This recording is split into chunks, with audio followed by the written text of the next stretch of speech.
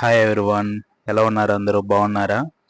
అయితే నేనైతే ఇవాళ వరంగల్లో ఉన్నటువంటి వెయ్యి స్తంభాల టెంపుల్కి అయితే వచ్చానండి.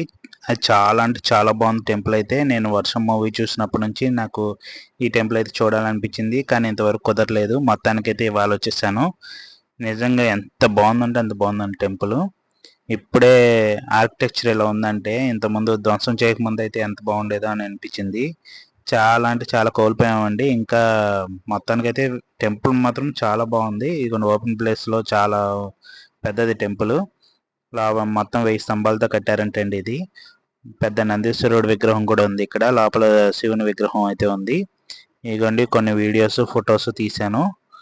మొత్తం చూడలేని వాళ్ళు కూడా చూడండి, ఎంజాయ్ చేయండి. ఓకేనా? ఇక్కడ చూడండి, అసలు చాలా అయితే చాలా బాగుంది టెంపుల్. మీకు కూడా కుదిరితే ఒకసారి విజిట్ చేయండి. వరంగల్లో ఉంది ఇది 1000 స్తంభాల గుడి. ఓకేనండి, థ్యాంక్ యూ, బాయ్.